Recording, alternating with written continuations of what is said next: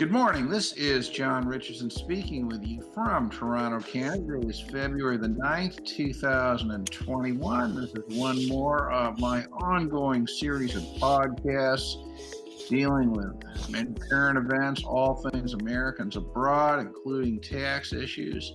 Today is going to be a very interesting topic with two very interesting guests. Today we are going to be talking about how the United States manages to extend worldwide taxation, that is, their own tax rules, to citizens and residents of other countries. And are you ready for this? To actually get the other country to agree to impose U.S. taxation on its own residents. And yes, this will be about what is known as the Savings Clause. And I have with me to discuss this extremely technical but interesting topic, Karen Alpert, who has been on many podcasts from Australia, and Tim Smith, who is in Massachusetts. And I'm going to invite each of you to introduce yourselves before we get started. Karen, introducing yourself. Oh, thanks, John. My name is Karen Alpert. I'm from Australia, and I'm the founder of the Fix the Tax Treaty website. That's at fixthetaxtreaty.org. An interest in treaties, to be sure. Tim? Yes, I'm Tim Smith, and I'm from just north of Boston here in Massachusetts. And I've been kind of an unofficial behind-the-scenes advisor, policy wonk to the different organizations that have been fighting citizenship-based taxation for the last 10 years, ADCS. Now I've done some work here with Stop Extraterritorial American Taxation, and I've also done some work with some of the Accidental Americans groups out of Europe. And I've traveled down to Washington, D.C. several times, kind of in a policy advocacy role on behalf of the affected populations in this problem of this area of law. Absolutely, and Tim's contribution and commitment to this should not be underestimated. He is an unsung hero of life in the battle against citizenship taxation, and perhaps should do a blog post profiling your work and you at some point. But today, we're talking about treaties. We're talking about the Savings Clause. And let's begin with, we all know what a treaty is. It's an agreement between two sovereign nations. Therefore, a tax treaty would be an agreement between two sovereign nations regarding tax. But what's interesting about U.S. tax treaties is that it contains a provision called the Savings Clause. And let's begin with Karen. Karen, could you describe in a general sense what the Savings Clause is and what it's designed to do? Yeah, so thanks, John. Basically, what the Savings Clause is it's a little bit in the where the treaty is talking about who it covers, that says, oh, but wait, if you're a U.S. citizen, most of this treaty you can't use anyways. And there's a couple of little things you can, but if you're a U.S. citizen, forget that there's a treaty. Essentially, that's what the Savings Clause does. Okay, now by way of example, I'm looking at the Canada-U.S. tax treaty here. And I would like to actually read what the clause says into the podcast. Now, in a moment, I'm going to ask Tim to suggest how this might vary from some other ones, but this is under Miscellaneous Rules, Article 29. And what it says is, except as provided in paragraph 3, nothing in the convention shall be construed as preventing a contracting state from taxing its residents as determined under Article 4 residents, and in the case of the United States, its citizens, including a former citizen whose loss of citizenship had one of its principal purposes the avoidance of tax, but only for a period of 10 years following such loss. etc. And then, as if there were no convention between the United States and Canada with respect to taxes on income and capital. Wow. That seems to say that as long as you're a U.S. citizen, you're not going to get the benefit of these treaties except in very narrow circumstances. So, Tim, I'm going to ask you if you would agree or disagree with this interpretation, the effect of the savings clause here. Would you agree, therefore, that the effect of the saving clause is to essentially guarantee double taxation for U.S. citizens Yes. and then relax it in narrow areas? Would you agree with that? Yes. Karen, would you agree with that? Yeah, that's pretty much what they're saying. We have the right to tax the citizen regardless of how they're being taxed by their country of residence. Now, Incredible. I will qualify that slightly though, John, because they do allow a foreign tax credit. However, that can be an inadequate remedy. Very briefly, Karen, could you give an example of how it could be an inadequate remedy? Well, if the two countries tax define the income differently, one's taxing, say, a corporation, and the other's taxing the shareholder, or one's defining a trust income one way, and one's looking through the trust and define and taxing the same income, but they're using a different definition or a different timing. What about transition tax guilty, all that good stuff? Exactly. Yep. Amazing. So there are some narrow areas where there are carve-outs. In other words, where U.S. citizens can get the benefit of the treaty, but by and large, they don't. And this is interesting because most people understand tax treaties as the prevention of double taxation, but the U.S. tax treaty is actually to facilitate double taxation. Tim, now I used the U.S. Canada example that I read in. You would agree that different treaties have different versions of the saving clause? Yes. It's Give some especially examples of that. yes. Well, if you go back to some really old treaties that's still in force, the treaty between the U.S. and Greece hasn't been updated since 1950. The savings clause in that treaty essentially only applies to U.S. citizens. And there's actually an interesting argument you can make, I think, with that treaty, which is quite valid, which is the terms used in the treaty should be defined by what they meant when the treaty was signed. Okay, let's that's a great thought. Let's hold that for 1 second because I think that Yes. warrants almost a separate discussion. Could I Yeah. ask you to just can you identify any other differences in sort of savings clause on a country by country basis? For example, um, we've talked about this before, and I think the last time we talked about this, you made the point that there are some treaties where the savings clause is reciprocal. Is that correct? Yeah, it's probably of the ones the U.S. has entered into. I would say probably the majority are reciprocal. However, there are some significant countries where it's non-reciprocal. Canada is one. France is another one. I believe Switzerland is another one too. In terms of ones where it is reciprocal, um, I believe Australia, it's reciprocal. The United Kingdom, it's reciprocal. The example, Greece, it's a very old treaty, but it's reciprocal also. So I'd say the majority of them are reciprocal, but there's the Netherlands is reciprocal, I believe, too. But there are some significant ones, such as France, such as Canada, that are non-reciprocal. But of course, because only the United States has citizenship taxation, for all practical purposes, this is a provision that benefits only the United States. Would you agree with that, Karen? Yeah, absolutely.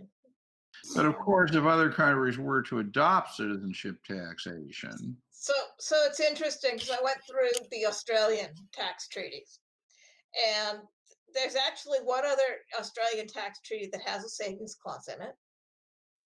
It's the Philippines. Yep. Because when the treaty was negotiated, the Philippines had citizenship-based taxation, but they don't anymore. And that's also the Canada-Philippines Treaty also has a savings clause like that. And there was some talk of challenging the Canada-Philippines Treaty on the grounds of it violating the Canadian Charter of Rights and Freedoms, just before the Philippines switched away from that. Switched away from citizenship-based taxation. So the issue kind of became moot. But there was actually some discussion in the mid-1990s of challenging the Canada-Philippines Treaty as violating the rights of Philippine citizens within Canada. of which there certainly are a large number. Interestingly, every country that has had citizenship taxation has abolished it. Is that correct, Karen? Yeah, except for the United States. Well, I guess it only works effectively if one country has it. Yes. Well, it only works effectively if you have the bargaining power to force your treaty partners to accept a clause that disadvantages their own residents and takes from the treaty partners' tax base. Well, it certainly is extraordinary that in signing these treaties, these partner countries, and you tell me if you think I'm misstating this, but these partner countries have actually agreed to allow the United States to impose its tax system, lock, stock, and barrel, on the citizens and residents of the partner country solely on the basis that they were born or naturalized in the United States. Would you agree? Yeah. Yes. It's incredible. And the effect of that, of course, we see through most recently, I think, through themes like transition tax and GILTI, is that what this is doing is allowing the United States to siphon productive capital out of these other countries. Am I missing something here? Well, yes, that's certainly happening, but I think even more of a problem is that they're handicapping the U.S. citizens, most of them dual citizens who are living in the treaty partner country, so that those citizens cannot plan for their retirement, run small businesses, etc. I think that's a bigger problem than the capital flow. Well, it may be a bigger problem, but what's interesting is that the first problem, the capital flow, is essentially an attack on the treaty partner country, a direct attack on the treaty partner country. And what you're describing, Karen, is an attack on the individuals inside the country, right? Right. So, I mean, this savings clause is one powerful weapon, right? It attacks both the country and it attacks the residents of that other country. Now, Karen, you mentioned that, it's handicapping individuals living in, say, Australia. Could you expand a bit on the examples? Perhaps just give a few so it makes it a Yeah, little more so visible. it means that U.S. citizens living in Australia, and at the last census, 55% of the U.S. born population in Australia were also Australian citizens. So we're talking about dual citizens here. We're not talking about temporary, American expats. And these people can't take full advantage of superannuation because the U.S. has yet to explain exactly how superannuation is taxed. And for a lot of people, if they make extra contributions, those can be taxed punitively. and if you're a U.S. person living in Australia, you can't invest your money in Australia unless you're very, very careful not to get involved with passive foreign investment companies. Which is And basically impossible. I mean, anything yeah, that's foreign is either a PFIC or a CFC. I mean, that's basically, the to way. be very careful to purchase listed companies that are active businesses so that you don't have a controlling interest. This is unbelievable. I mean, what you're describing sounds to me as though not only is this, imposing U.S. taxation on people who live in other countries, but it sounds to me, Karen, as though the rules of taxation are far more punitive than are applied to U.S. residents. Even is this true? This is definitely true. So, in other words, the United States is the only country in the world that has citizenship-based taxation. All the other countries in the world, when their residents move to another country, stop taxing them. The United States taxes them worse. Is that correct? Yeah, because Yes. everything that they buy where they live is now foreign to the U.S. Unbelievable. I mean, this So is the U.S. shocking. is basically trying to get everybody all U.S. citizens to invest inside the U.S. But for an Australian investing inside the U.S., they're buying foreign assets relative to Australia. Well, does Australia have particular reporting requirements or different taxation requirements? The main difference is that if you buy a managed fund or a mutual fund that's not Australian domiciled, then you don't get the flow through capital gains treatment on the distributions. It's all just income. Okay, so there are negative tax impacts. Yeah, there are. They're minor relative to the passive foreign investment company regime, but there are negative.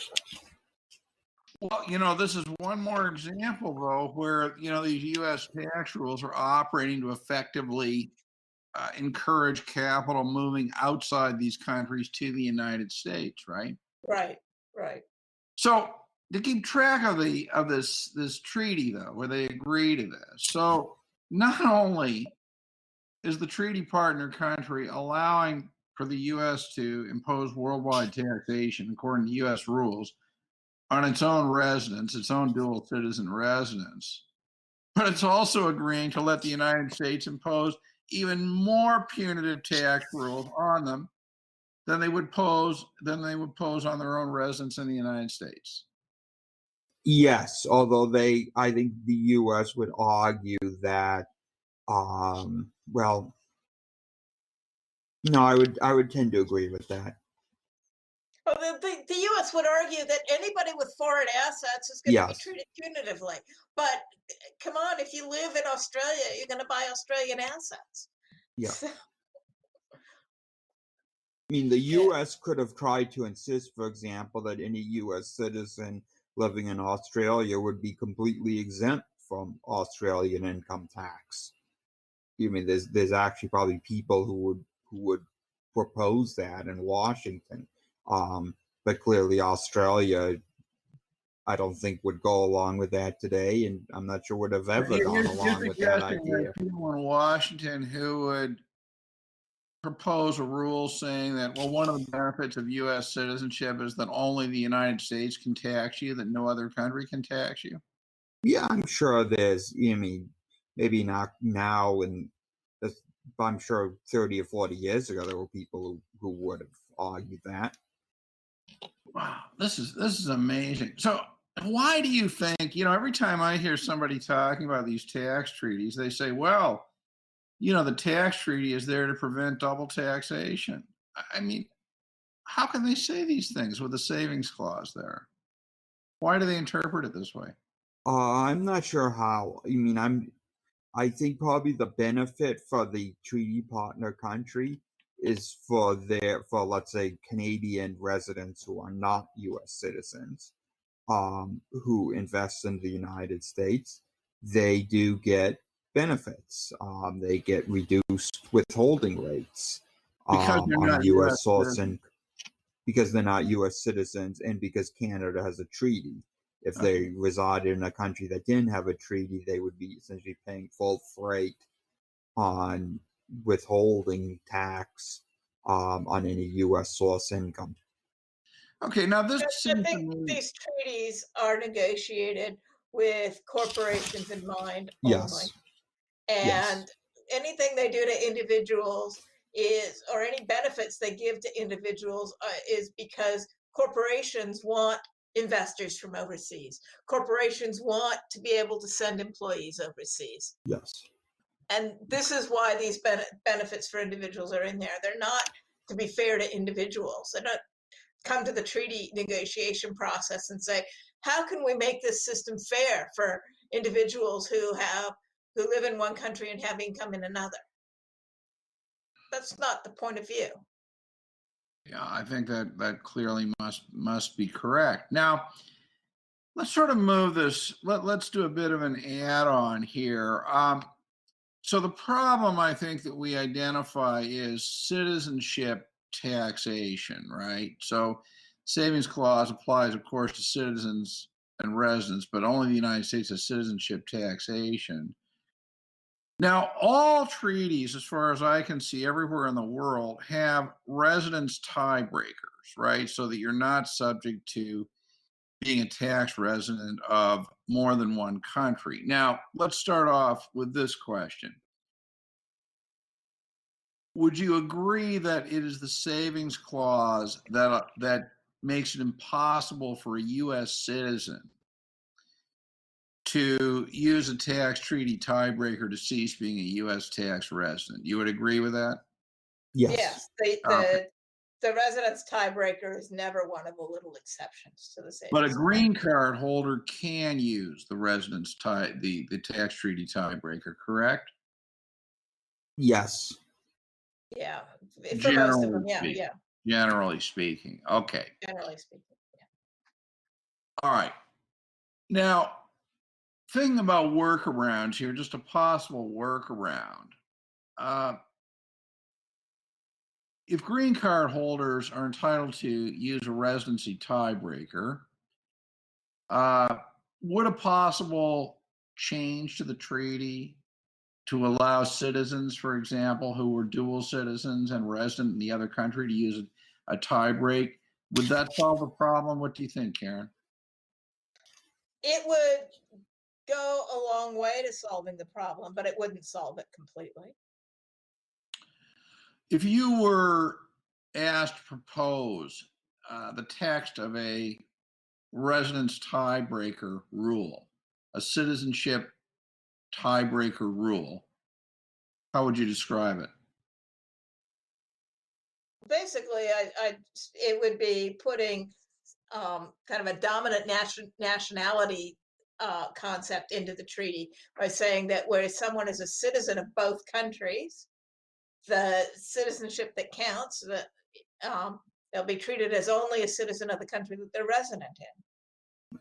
Yeah, something I will add, though, is that citizenship can already factor into the existing tiebreaker text. It's just a factor.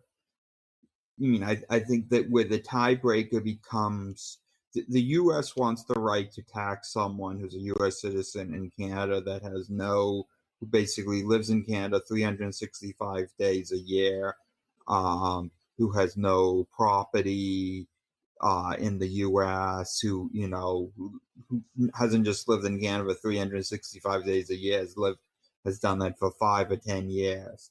Tiebreakers or since they were 3 years old. Yes.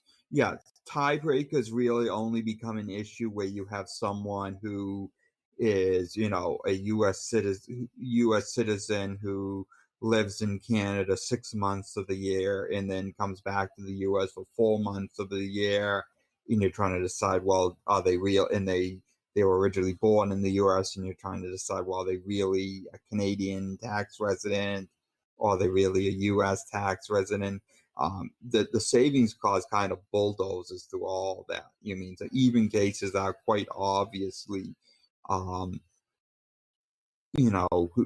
are not even in question of the tiebreaker really having having to go deep into which connection is greater. The savings clause just overrides all of that. Yes, but I think an interesting part of all of this is the savings clauses first came in to the U.S. Treaties back in the late 1930s, Yes. and the whole idea of what citizenship meant, what it was, Yes. the ability to become a dual citizen, all of that has changed. Yes. So the savings clause represents a huge mission creep in two different ways. One, in terms of what does citizenship mean, and someone who in the 1930s moved to Canada, became a Canadian citizen, would have lost their U.S. citizenship. Correct.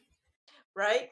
So that's one way that there's been mission creep. The other way there's been mission creep is the increasing complexity of the Internal Revenue Code and the increasing tendency of Congress to put in provisions to punitively tax foreign income.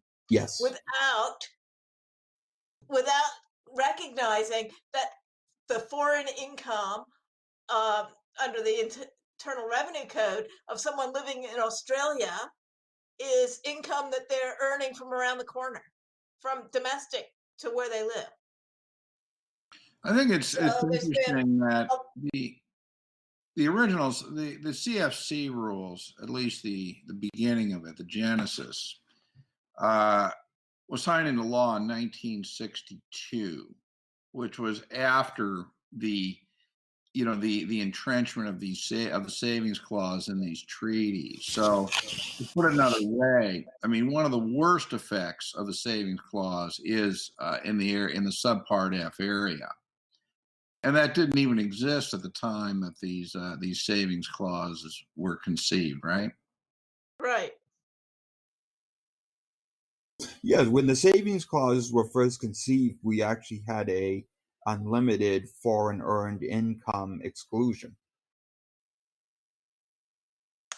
Well, that's I didn't know that, but if that's the case, that's another interesting point, right? Yeah. I mean, I think what you're both saying, and you're absolutely correct in this, is that in practical terms, the savings clause meant something totally different when it was first inserted into these treaties than it does now, right? Right, and I think a lot of treaty partners haven't realized that this mission creep has occurred. So you write to your MP in Australia and you say this is horrible. The U.S. is taxing Australian citizens who live in Australia just because they're also U.S. citizens, and they'll say, "Oh, but the U.S. has the right to tax their citizens, and we've always recognized that," without really realizing that when they first agreed to this, you wouldn't have had so many dual citizens. Well, not only that, but you didn't have the kind of taxation that you do. And you don't, one of the two things, aspects. yeah, one of the things that's interesting also is that the whole idea of what taxation is changing. Some of the biggest problems for U.S. citizens living outside the United States are, what I refer to as the fake income provisions, right? Things like subpart F, transition tax, guilty, phantom gain problems, PFIC problems, etc. I mean, these are not actual income realization events. These are just made up fake income ideas from the Internal Revenue Code. Right. The inability for an individual to choose a functional currency other than the US dollar is a real problem. Something I do want to add is I think there needs to be some pushback in the non-US settings when people say, well, we've always recognized the right of the US to tax its citizens. That doesn't necessarily make it right. Well, exactly. What they not always recognize is the right of the U.S. to tax their own citizens while those citizens are living in that country. Yes. That they have not ever explicitly recognized, I think, right? I mean, you hear politicians standing up and saying, well, the U.S. has citizenship-based taxation. You don't hear them standing up saying, well, of course the U.S. has the full right to impose U.S. tax rules on our residents. that That are they, citizens who uh, just happen to have U.S. citizenship. yeah, it's crazy. Well, we probably should wrap this up, and we can certainly continue this discussion. Actually, before we do that, I just want to come back very quickly to Tim's point, and this has been implied, I think, by Karen as well. But for these treaties that were negotiated many years ago, when citizenship meant something different, one wonders if U.S. citizens living in, say, Greece or whatever, shouldn't have the benefit of what citizenship meant at that time. But that's perhaps a topic for another podcast. This has been very, very interesting, and I hope interesting and useful to listeners. So thank you, Karen. Thank you, Tim. And we will definitely pick this up again. Thank you, John. Thank you, John, too.